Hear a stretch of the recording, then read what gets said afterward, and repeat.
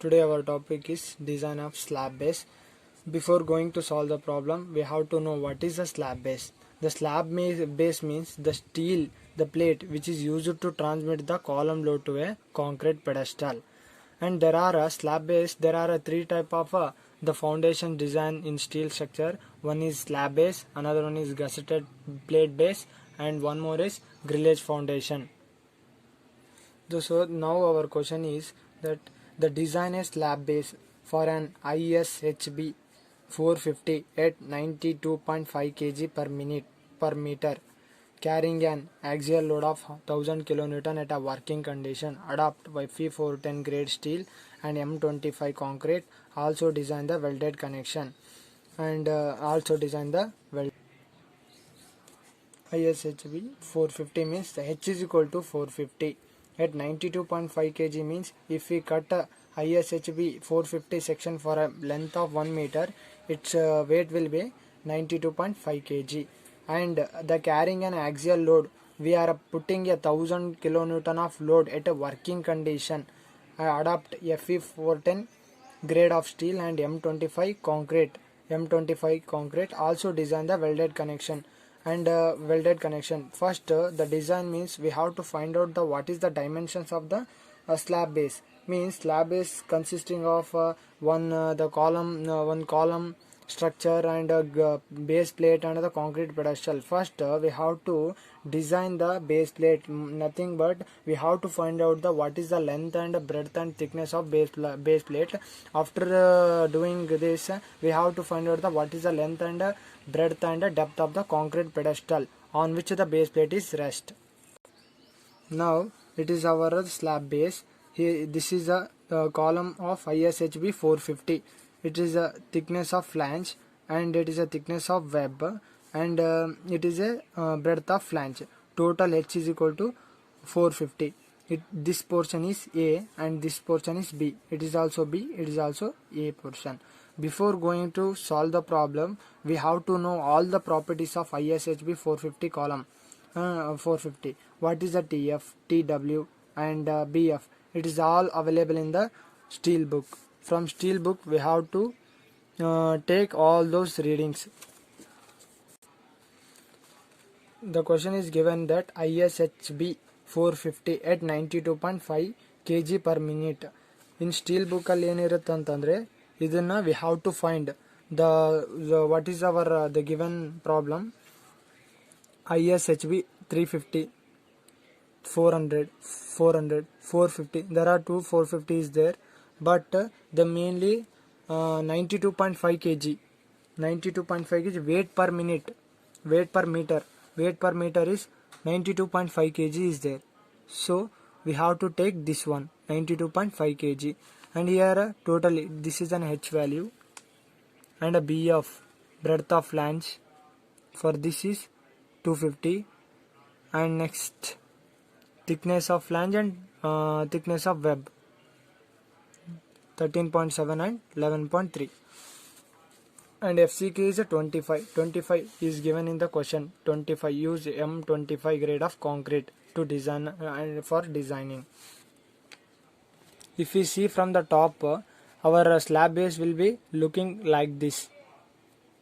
It will appear like this. For example, it is a slab base, it is a concrete pedestal, and it is a base plate, it is a column. If you see from the top view, it will appear like this.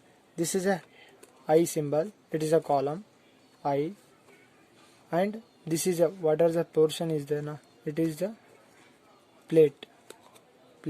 One more is there, it is a concrete pedestal. It will appear like this if we see in the from the top view. So it is the total from here to here distance, it is a H. From here to here it is a H distance, and it is a thickness of flange. It is also thickness of flange, and it is a breadth of flange, and it is also thickness of flange. It is a thickness of web, and it is a length of base plate. and it is a breadth of base plate, and it is a thickness of base plate. It is a length of concrete pedestal and breadth of pedestal and depth of pedestal. And here if you see that here it is a total h from here to here distance. The extra place is there na, extra distance, it is a 50 and 50. It is a portion, it is called the A and it is a B. A, B. This is A distance, it is a B distance. Similarly A and B. A and B as shown in the figure. A and this is distance B. A and B. After knowing this thing, first in that slab design we have to design two things.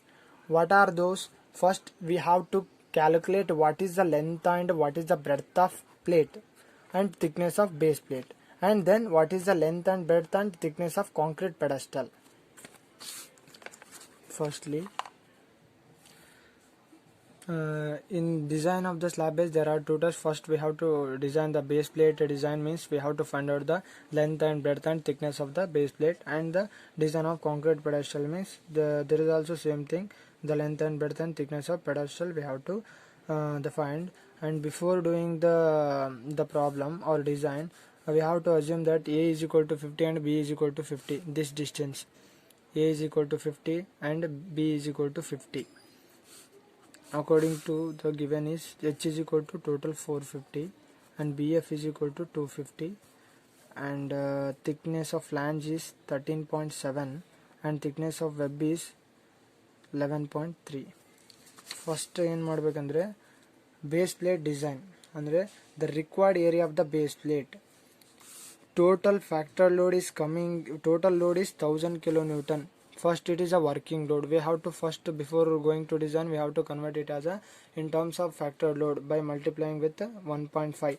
Then we get the factor load of 1500 kilonewton. In order to support this much of the load, what is the size of the base plate is we have to design.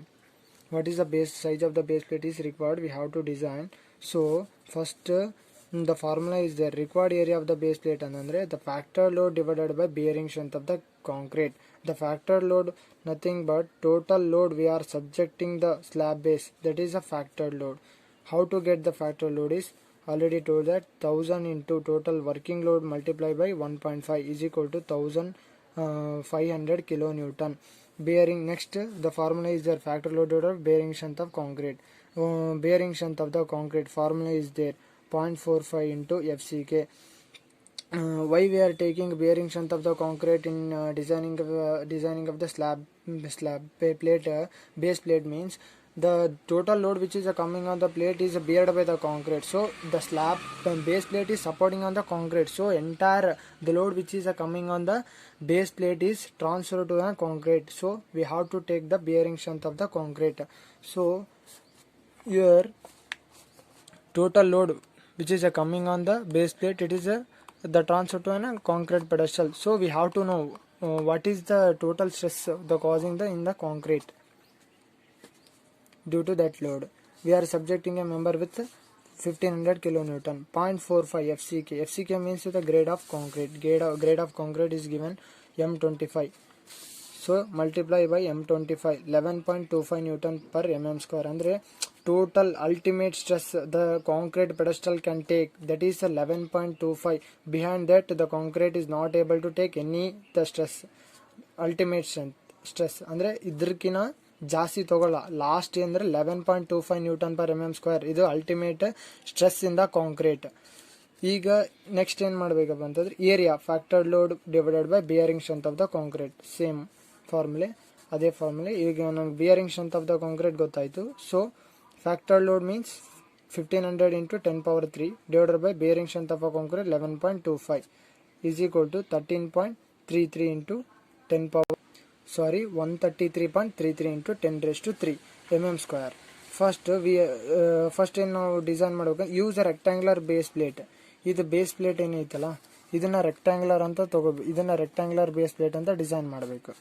Rectangular base plate ಅಂದ್ರೆ ಹೆಂಗಪ್ಪ ಅಂತಂದ್ರೆ, ಈಗ already ಏನು ಗೊತ್ತೈತೆ, ಇದು ನಮ್ದು base plate total length. This is the total length of base plate. Length of base plate plate. Length ಅಂದರೆ already 450 ನಮ್ಗೆ ಗೊತ್ತೈತೆ, H is equal to ಈ ಕಡೆ ಎಷ್ಟೈತೆ 50 ಐತೆ, A ಇಸ್ ಈಕ್ವಲ್ ಟು 50 ಅಲ್ಲ, ಮತ್ತು ಈ ಕಡೆ ಏನೈತೆ 50 ಇದೆ. ಸೊ 450 ಪ್ಲಸ್ 50 ಪ್ಲಸ್ 50 ಮಾಡಿದರೆ ನನಗೆ ಲೆಂತ್ ಆಫ್ ಬೇಸ್ ಪ್ಲೇಟ್ ಗೊತ್ತಾಗ್ಬಿಡುತ್ತೆ. ಅದಕ್ಕೆ ಏನು ಮಾಡಿದೆ ಅಂದರೆ total 450 plus 50 plus 50 550, length of plate is 550. Next breadth ಅಲ್ಲಿ ಬಂದಾಗ breadth B is equal to also B distance is equal to this B also ಏನಂದರೆ 50 ಅಂತ ತೊಗೊಂಡಿದ್ವಿ. ಬಿ ಎಫ್ 250 ಇದೆ, ಆಮೇಲೆ ಇಲ್ಲಿನೂ ಬಿ 50 ಇದೆ. ಟೋಟಲ್ 50 ಪ್ಲಸ್ 250 ಪ್ಲಸ್ 50 ಅಂದರೆ 350. So total the breadth of the base plate, ಇದಕ್ಕೆ ಏನಂತಂದ್ರೆ breadth of plate base plate, ಅದು ಎಷ್ಟಾಗುತ್ತೆ ಟೋಟಲ್ 350 ಆಗುತ್ತೆ. ಇದನ್ನು ಟೋಟಲ್ 350 ಅಂತ ತೊಗೊತೀನಿ ನಾನು, 350. ಇದನ್ನು ಏರಿಯಾ ಫೈಂಡ್ ಔಟ್ ಮಾಡಬೇಕು. 550 ಇಂಟು 350 ಮಾಡಿದರೆ 192.50 ಇಂಟು 10³ mm², ಅಂದರೆ ಟೋಟಲ್ 192. ನಾವೇನು ಸೆಲೆಕ್ಟ್ ಮಾಡಿದ ಏರಿಯಾ ಇರ್ತದಲ್ಲ, ಬಂದಿದ್ದ ಏರಿಯಾಕಿಂತ ಜಾಸ್ತಿನೇ ಇರಬೇಕು. ನಾವು ಸೆಲೆಕ್ಟ್ ಮಾಡಿದ area 192.5 into 10³ is greater than required. ಬಂದಿದ್ದೇನೆಂದರೆ 133.33 ಇಂಟು 10³ ಸೊ ಹೆನ್ಸ್ ಓಕೆ ಅಂತ ಬರೀಬೇಕು. ಇನ್ ಕೇಸ್ ಕಡಿಮೆ ಬಂದಿದ್ರೆ ಸ್ವಲ್ಪ ಜಾಸ್ತಿನೇ ಇಲ್ಲಿ ಅಡ್ಜಸ್ಟ್ ಮಾಡಬೇಕು ಲೆಂತ್ ಮತ್ತು ಬ್ರೆಡ್ತ್, ಯಾಕಂದರೆ ಡಿಸೈನ್ ಸೇಫ್ ಆಗಬೇಕು. ನೆಕ್ಸ್ಟ್ ಏನು ಮಾಡಿದ್ರೆ bearing pressure of concrete. Bearing pressure of concrete ಅಂದರೆ W is equal to factored axial load divided by area of base plate. ಅಂತಂದರೆ first we found that the bearing strength of the concrete is 11.25 Newton per mm². The ultimate stress the concrete pedestal can take, that is 11.25. Actually ನಮ್ಮದು area of base plate ಇದೆ ಇಷ್ಟಿದೆ, ಮತ್ತು working load ಇದು ಫ್ಯಾಕ್ಟರ್ಡ್ load ಇಷ್ಟು ಬರ್ತಾ ಇದೆ ಅಂದರೆ ಎಷ್ಟು pressure ಆಗ್ತಾ ಇದೆ ಕಾಂಕ್ರೀಟ್ ಮೇಲೆ ಅದನ್ನು ಕಂಡುಹಿಡಿಬೇಕು. ಅಂತಂದರೆ ನಾವು ಡಿಸೈನ್ ಮಾಡಿದ್ದು ಕಾಂಕ್ರೀಟದ ಹೈಯೆಸ್ಟ್ ಏನಂತಂದರೆ the stress the concrete pedestal can take, that is 11.25. But actually how much the total the stress causing due to our factored load is we have to calculate. ಹೆಂಗಂದ್ರೆ total factored axial load divided by area of base plate. Total factored load is 1500 into 10⁻3.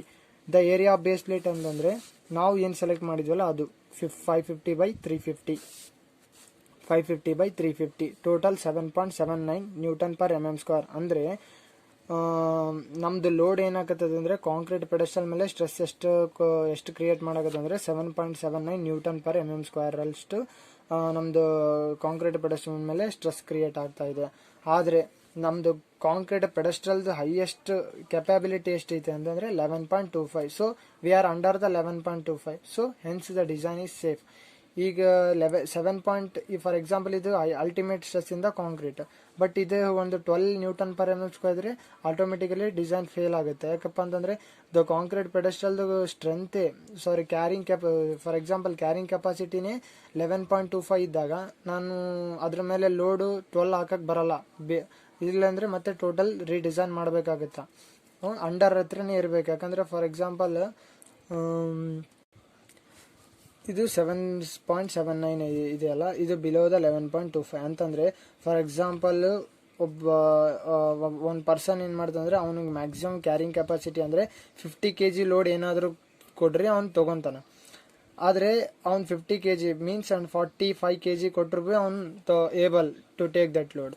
But 55 kg ತೊಗೊಂಡ್ರೆ ಅವ್ನು ತೊಗೊಲ್ಲ. ಒಂದೇನಂದರೆ ಲೋಡಿಂದ ಸರಿದು ಬಿಡ್ತಾನೆ, ಅಂದರೆ ಲೋಡ್ನ ಬಿಟ್ಟಾಕ್ಬಿಡ್ತಾನೆ, ಅದು failure ಅಂತ indication. 45 ಕೊಟ್ಟರೆ ಅವ್ನು ಏಬಲ್ ಟು ಟೇಕ್, ಯಾಕಂದರೆ ಒಂದು ಕೆಪಾಸಿಟಿನೇ 50 kg ಇರುವಾಗ 45 ಆರಾಮ್ಸೆ ತೊಗೊತಾನೆ ಅವನು. ಅದಕ್ಕೆ the 7.7 what is the load causing, what is the stress causing in the concrete is 7.7. What is the total ultimate stress that concrete ಪೆಡೆಸ್ಟಲ್ can take, that is 11.25. So we R under the this 11.25. so design is safe. W is equal to 7.79 Newton per mm². Next the minimum thickness of base plate ಕಂಡುಹಿಡಿಬೇಕು. ಏನಪ್ಪ ಅಂದರೆ first ಈಗ length ಆಯಿತು, breadth ಆಯಿತು, ಈಗ thickness of base plate ಕಂಡುಹಿಡಿಬೇಕು. ಅದಕ್ಕೆ ಒಂದು ಫಾರ್ಮುಲಾ ಇದೆ. TS is equal to √2.5 W of A² minus 0.3 B² gamma m0 divided by Fy. ಈಗ ಏನು ಮಾಡ್ಬೇಕಂದ್ರೆ W ಅಂತಂದರೆ ಬೇರಿಂಗ್ ಪ್ರೆಷರ್ ಆಫ್ ಕಾಂಕ್ರೀಟ್ ಈಗ ಬಂದಿದೆಯಲ್ಲ 7.79, ಅದೇ B. A is equal to ಗೊತ್ತಿದೆ, B is equal to ಗೊತ್ತಿದೆ, 50-50. Fy 250, gamma m0 1.1. ಸೊ ಈ ಫಾರ್ಮುಲಾ ಎಲ್ಲಿ ಅವೈಲೇಬಲ್ ಇದೆ ಅಂದರೆ IS 800 2007 ಅಲ್ಲಿ ಪೇಜ್ ನಂಬರ್ 47 ಅಲ್ಲಿ ಈ ಫಾರ್ಮುಲಾ ಅವೈಲೇಬಲ್ ಇದೆ.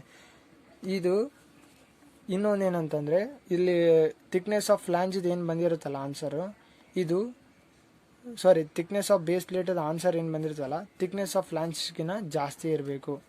It should be the thickness of plate should be greater than thickness of flange. ಇಲ್ಲಿದೆ, ಇದು ಬಂದಿದ್ದ ಆನ್ಸರ್ ಥಿಕ್ನೆಸ್ ಆಫ್ ಫ್ಲಾಂಜ್ಗಿನ ಜಾಸ್ತಿ ಇರಬೇಕು. So TS is equal to 2.5 7.79 into 50 square minus 0.3 into 50 square multiply by gamma m0 1.1 divided by 250. Total ಎಷ್ಟು ಬಂತು? 12.24 mm. 12.24 ಅಂತಂದರೆ ನಮ್ಮದು ಥಿಕ್ನೆಸ್ ಆಫ್ ಫ್ಲಾಂಜ್ ಅಂದರೆ ಥಿಕ್ನೆಸ್ ಆಫ್ ಫ್ಲಾಂಜ್ ಎಷ್ಟಿದೆ ಅಂತಂದರೆ ಇದು ಥಿಕ್ನೆಸ್ ಆಫ್ ಫ್ಲಾಂಜ್ 12.24 mm ಬಂತು. ಸೊ ನಮ್ಮದು ಏನು ಆ್ಯಸ್ ಪರ್ ಇದು ಕೋಡ್ ಬುಕ್ಕಲ್ಲಿ ನಮ್ಮದು thickness of plate should be greater than thickness of flange. Thickness of flange ಎಷ್ಟಿದೆ ಅಂತಂದರೆ ಥಿಕ್ನೆಸ್ ಆಫ್ ಫ್ಲಾಂಜ್ 13.7 ಇದೆ, ಆದರೆ ನಮ್ದು ಏನೈತೆ 12.24 ಬಂದಿದೆ. ಸೊ ನಾವು it should be greater then 13.7, minimum 13.7 ಜಾಸ್ತಿನೇ ಬರಬೇಕು. ಆ್ಯಸ್ ಪರ್ IS ಕೋಡ್ ಅಂದರೆ TS should be greater then TF ಎಷ್ಟಿದೆ? ನಮ್ಮದು 13.7 ಇದೆ. ಈ ವ್ಯಾಲ್ಯೂ ಇದ್ರಿಗಿನ ಜಾಸ್ತಿ ಇರಬೇಕು. ಸೊ ನಮ್ಮದು ಆ್ಯಸ್ ಪರ್ IS ಕೋಡ್ ಇಲ್ಲ. ಸೊ ನಾವೇ ಅಸ್ಯೂಮ್ ಮಾಡಬೇಕು. ಪ್ರೊವೈಡೆ 14 mm ಮೀನ್ಸ್ 13.7 ಸ್ವಲ್ಪ ಜಾಸ್ತಿ ಇರಬೇಕು. 14 mm thickness of base plate. So ಈಗೇನಾಯಿತು, ಬ್ರೆಡ್ತ್ ಆಫ್ ಬೇಸ್ ಪ್ಲೇಟ್ ಆಯಿತು, ಲೆಂತ್ ಆಫ್ ಬೇಸ್ ಪ್ಲೇಟ್ ಆಯಿತು, ಮತ್ತು thickness of base plate. Provide 550 into 350 into 14 mm ಇದು ಲೆಂತ್ ಆಫ್ ಬೇಸ್ ಪ್ಲೇಟ್ ಕಂಡುಹಿಡಿದಿದ್ವಿ. ಆಮೇಲೆ ಇದು ಬ್ರೆಡ್ತ್ ಆಫ್ ಬೇಸ್ ಪ್ಲೇಟ್, ಇದು thickness of base plate. And also provide 4 number of bolts of 20 mm diameter of a bolt. 4 number of bolts, ಅದ್ರದ್ದು diameter of the bolts 20 mm. ಎದಕ್ಕೆ ಬೇಕಪ್ಪ ಅಂತಂದರೆ first ನಮ್ಮದು concrete pedestal ಮೇಲೆ base plate ನಿಂತಿದೆ. So we have to put or we have to connect the base plate with the concrete pedestal. We need a bolts. How many bolts? 4 number of bolts of diameter 20 mm. Here we have to connect this entire base plate to a concrete pedestal. We need a 4 number of bolts. 1, 2, 3 and 4 number of bolts. A value ಎಷ್ಟು 50 ತೊಗೊಂಡಿದ್ವಿ. 50 ಯಾಕೆ ತೊಗೊಂಡಿದ್ವಿ ಅಪ್ಪ ಅಂತಂದರೆ assume 50 ಅಂತ ತೊಗೊಂಡು, ಯಾಕಂದರೆ ಇದು diameter of the bolt 20 ಇರುವಾಗ ನಾನು 20 ಬಿಲೋ 20 ತೊಗೋಕ್ಕಾಗಲ್ಲ, ಯಾಕಂದರೆ ಮಿನಿಮಮ್ ಇಲ್ಲಿ ಸ್ವಲ್ಪ ಸ್ಪೇಸ್ ಇರಲೇಬೇಕಲ್ಲ, ಅದಕ್ಕೆ 50 ಅಂತ ತೊಗೊಂಡು. ಮಿನಿಮಮ್ ಬೋಲ್ಟ್ ಡಯಾಮೀಟರ್ ಟೋಟಲ್ 20 ಇದೆ, ಇಲ್ಲಿ 20. ಸೊ ಈ ಕಡೆ 15, ಈ ಕಡೆ 15 ಎಕ್ಸ್ಟ್ರಾ ಸ್ವಲ್ಪ ಸ್ಪೇಸ್ ಕೊಡಬೇಕು. ಸೊ ಅದಕ್ಕೆ 50 ಅಂತ ತೊಗೊಂಡಿನಿ. ಈ ಕಡೆ 50, ಈ ಕಡೆ 50. ಇದು ಕನೆಕ್ಟ್ ಆಯಿತು. ಯಾವುದು ಪ್ಲೇಟ್ ಇದಕ್ಕೆ ಕನೆಕ್ಟ್ ಆಯಿತು. ಈಗ ಏನು ಮಾಡಬೇಕಪ್ಪ ಅಂತಂದರೆ ಈಗ ಇದು ಟೋಟಲ್ ಕಾಲಮ್ನ ಗಸೆಟ್ ಪ್ಲೇಟಿಗೆ ಕನೆಕ್ಟ್ ಮಾಡಬೇಕು. ಆ ಗಸೆಟ್ ಪ್ಲೇಟಿಗೆ ಹೆಂಗೆ ಕನೆಕ್ಟ್ ಮಾಡ್ಬೇಕಂತಂದರೆ ಬೈ ವೆಲ್ಡಿಂಗ್ ಕನೆಕ್ಟ್ ಮಾಡಬೇಕಾಗ್ತದೆ. ವೆಲ್ಡಿಂಗ್ ಎಲ್ಲೆಲ್ಲಿ ಮಾಡಬೇಕಂದ್ರೆ ಟೋಟಲ್ ಎಲ್ಲ ರೆಡ್ ಮಾರ್ಕ್ ಇದೆಲ್ಲ ಟೋಟಲ್ ಇಲ್ಲೆಲ್ಲ ನಾವು ವೆಲ್ಡ್ ಮಾಡಬೇಕಾಗತ್ತೆ. ಟೋಟಲ್ ಇಲ್ಲೆಲ್ಲ ಈ ಪೋರ್ಷನ್ ಎಲ್ಲ ವೆಲ್ಡ್ ಮಾಡಬೇಕಾಗುತ್ತೆ. ಮಾಡಬೇಕಾದ್ರೆ ಫಸ್ಟ್ ಏನು ಮಾಡಬೇಕಂದ್ರೆ ನಾವು ಟೋಟಲ್ ಅವೈಲೇಬಲ್ ಲೆಂತ್, ಈಗ ನಾನು ವೆಲ್ಡ್ ಎಷ್ಟು ಮಾಡ್ಬೋದು ಈ ಕಾಲಮ್ಗೆ ಅಂತಂದರೆ ಇದಿಷ್ಟು ಪೂರ ಪೆರಿ ಏನಿರುತ್ತಲ್ಲ ಪೂರ ಇಷ್ಟು ಅವೈಲೇಬಲ್ ಲೆಂತ್. ಫಸ್ಟ್ ಈ ಲೆಂತ್ ಅವೈಲೇಬಲ್ ಪೂರ ಏನಿದೆಯಲ್ಲ ಆ ಅವೈಲೇಬಲ್ ಲೆಂತ್ ನಾನು ಕ್ಯಾಲ್ಕುಲೇಟ್ ಮಾಡಬೇಕು. Next the welded connection. Welded connection means first we have to assume what is the size of weld. Assume ಮಾಡ್ಕೋಬೇಕು. Use of 8 mm fillet weld all around the column section to hold the base plate in a position. ಅಂದರೆ total welded ಅಂದರೆ total ಇದು size of weld ಏನಿರುತ್ತಲ್ಲ ಇದು total weld ಇದು ಮಾಡಬೇಕಂದ್ರೆ total size of weld ತೆಗಿಬೇಕು. ಆಮೇಲೆ total length available, ನನಗೆ ಎಷ್ಟು ಲೆಂತ್ ಅವೈಲೇಬಲ್ ಇದೆ ಅಂತಂದರೆ this length plus total thickness of flange plus thickness of breadth of flange, total perimeter ಏನಿದೆ ಎಲ್ಲ ಲೆಂತ್ ತೆಗೆದ್ರೆ ಅದು available length. Only this much of ಈ ಲೆಂತ್ ಒಳಗೆ ಮಾತ್ರ ನಾನು ವೆಲ್ಡ್ ಮಾಡ್ಬೋದು, ಅದು available length. First 2 into h. ಹೆಚ್ ಅಂದರೆ ಟೋಟಲ್ ಇಲ್ಲಿಂದ ಈ ಡಿಸ್ಟೆನ್ಸಿಗೆ ಹೆಚ್ ಅಂದರೆ ಇಲ್ಲಿನೂ ಬಂದಂಗೆ ಮತ್ತು ಟೋಟಲ್ ಇದು ಕವರ್ ಆಗುತ್ತೆ. ಟೋಟಲ್ ಈ ಪೋರ್ಷನ್ನು ಕವರ್ ಆಗುತ್ತೆ. ಮತ್ತು ಇಲ್ಲಿ ಒಂದು ಪೋರ್ಷನ್ ಆಯಿತು. ನೆಕ್ಸ್ಟ್ ಇಲ್ಲೊಂದು 2 into h ಅಂದರೆ ಇಲ್ಲಿ ಒಂದು ಕವರ್ ಆಯಿತು, ಇಲ್ಲಿನೂ ವೆಲ್ಡ್ ಮಾಡ್ದಂಗೆ ಆಗುತ್ತೆ, ಇಲ್ಲಿನೂ ಕವರ್ ಆಯಿತು, ಅದು 2 into h plus 2 into B F ಅಂತಂದರೆ ಟೋಟಲ್ ಇಲ್ಲಿನೂ ವೆಲ್ಡ್ ಮಾಡಬೇಕು ಈ ಪೋರ್ಷನಲ್ಲಿ, ಆಮೇಲೆ ಈ ಪೋರ್ಷನಲ್ಲಿ ವೆಲ್ಡ್ ಮಾಡ್ಬೋದು. ಇನ್ನು ಮಿಕ್ಕಿದ ಏರಿಯಾ ಯಾವುದಪ್ಪ ಅಂತಂದರೆ ಈ ಸೈಡಲ್ಲಿ ಈ ಸೈಡಲ್ಲಿ ಮಾಡಬೇಕು, ಮತ್ತು ಈ ಕಡೆ ಮಾಡಬೇಕು, ಮತ್ತು ಈ ಕಡೆ ಮಾಡಬೇಕು, ಮತ್ತು ಈ ಕಡೆ ಮಾಡಬೇಕು. ಈ ಸೈಡ್ ಏರಿಯಾ ಬೇಕಂದ್ರೆ ಹೆಂಗೆ ಮಾಡಬೇಕು, ಈ ಲೆಂತ್ ಬೇಕು ಮತ್ತು ಈ ಲೆಂತ್ ಬೇಕಪ್ಪ ಅಂದರೆ ಟೋಟಲ್ ಬ್ರೆಡ್ತ್ ಆಫ್ ಫ್ಲ್ಯಾಂಜಲ್ಲಿ ಥಿಕ್ನೆಸ್ ಆಫ್ ವೆಬ್ ಮೈನಸ್ ಮಾಡಿದರೆ ನಿನಗೆ ಈ ಲೆಂತ್ ಎರಡು ಸೇರಿನೇ ಬಂದುಬಿಡ್ತಾವೆ. ಇಂಟು 2 ಮಾಡಿದರೆ ಈ ಕಡೆನೂ ಬಂದುಬಿಡುತ್ತೆ. So 2 times BF minus TW 250 minus 11.3 ಮಾಡಿದರೆ ಟೋಟಲ್ 18.77. ಟೋಟಲ್ ಪೆರಿಮೀಟರ್ ಲೆಂತ್ ಏನಿದೆಲ್ಲ ಇಲ್ಲಿಂದ ಟೋಟಲ್ ಇದೆ ಎಷ್ಟು ಲೆಂತ್ ಇದೆ ಅಂತಂದರೆ 1877.4 mm ಇದೆ. ಡಿಸೈನ್ ಸ್ಟ್ರೆಂತ್ ಆಫ್ ವೆಲ್ಡ್ ಈಗ ನಮ್ಮದು ಇಷ್ಟು ಅವೈಲೇಬಲ್ ಇದೆ, ನಾನು ಟೋಟಲ್ ಲೆಂತ್ ಇಷ್ಟು ಅವೈಲೇಬಲ್ ಇದೆ. ಆದರೆ ನಂದು ಆ್ಯಕ್ಚುಲಿ ಎಷ್ಟು ಲೆಂತ್ ವೆಲ್ಡ್ ಮಾಡಬೇಕಂತ ಕ್ಯಾಲ್ಕುಲೇಟ್ ಮಾಡಬೇಕು. ಅದು ಹೆಂಗಪ್ಪ ಅಂತಂದರೆ first size of weld assume ಎಷ್ಟು ಮಾಡಿದ್ವಿ 8 mm, ಬಟ್ ಥ್ರಾಡ್ ಥಿಕ್ನೆಸ್ ಗೊತ್ತಿಲ್ಲ. ಥ್ರಾಡ್ ಥಿಕ್ನೆಸ್ ಅಂದರೆ ನಾವು ವೆಲ್ಡಿಂಗ್ ಮಾಡೋ ಮುಂದೆ ಈ ಶೇಪಲ್ಲಿ ವೆಲ್ಡ್ ಮಾಡ್ತಾರೆ. ಇದು ಈ ಡಿಸ್ಟೆನ್ಸ್ ಏನಿಲ್ಲ ಇದಕ್ಕೆ ಥ್ರಾಡ್ ಥಿಕ್ನೆಸ್ ಅಂತ ಹೇಳ್ತಾರೆ. ಅದ್ರದ್ದು ಏನಂದರೆ throat thickness is equal to K into S. K ಅಂದರೆ 0.7 constant into 8. Size of weld ನಾವು ಅಸ್ಯೂಮ್ ಮಾಡಿದ್ವಿ 8 mm ಅಂತ 5.6 ಬಂತು. FU is equal to 410, gamma MV is equal to 1.25. PDW design strength of weld formula ಏನಿದೆ ಅಂದರೆ LWTTFU √3 gamma MW. LW ಗೊತ್ತಿಲ್ಲ as it is 5.6 throat thickness 410 √3 into 1.1 1060.747 LW ಬರುತ್ತೆ.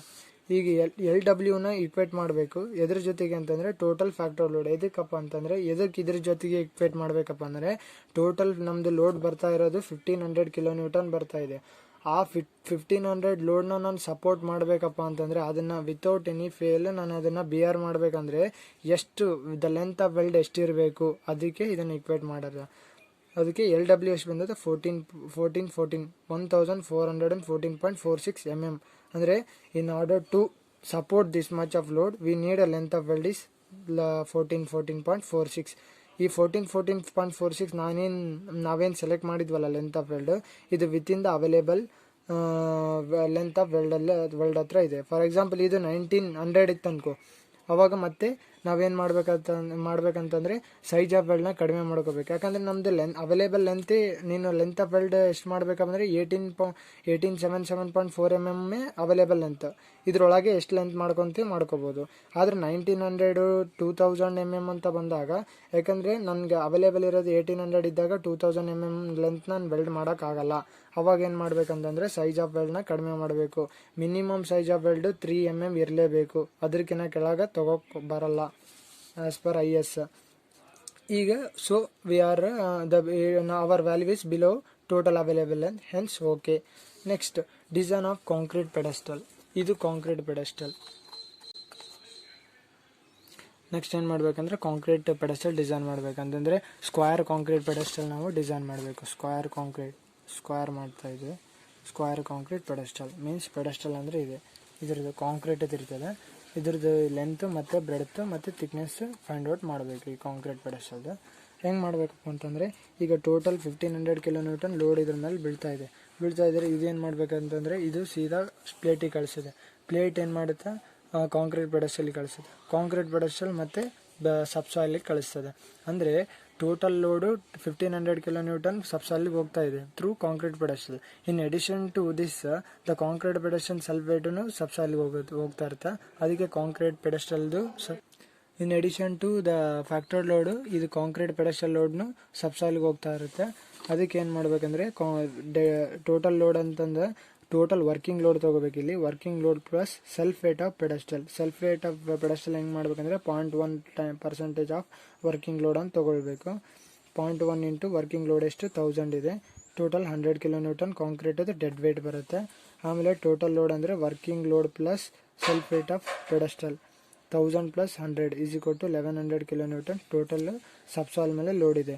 The area of concrete ಬೇಕಪ್ಪ ಅಂತಂದರೆ total load subsoil SBC of subsoil. Total concrete pedestal area of concrete pedestal ಅಂದರೆ total load SBC of soil. SBC of soil ಇದಕ್ಕೆ ತೊಗೋಬೇಕಪ್ಪ ಅಂತಂದರೆ total ಕಾಂಕ್ರೀಟದ load ಎದ್ರ ಮೇಲೆ ಹಾಕತ್ತದಪ್ಪ ಅಂದರೆ ಸಬ್ಸಾಯಿಲ್ ಮೇಲೆ ಹಾಕತ್ತೆ. ಅದಕ್ಕೆ SBC ಆಫ್ ಸಾಯಿಲ್ ತೊಗೋಬೇಕು.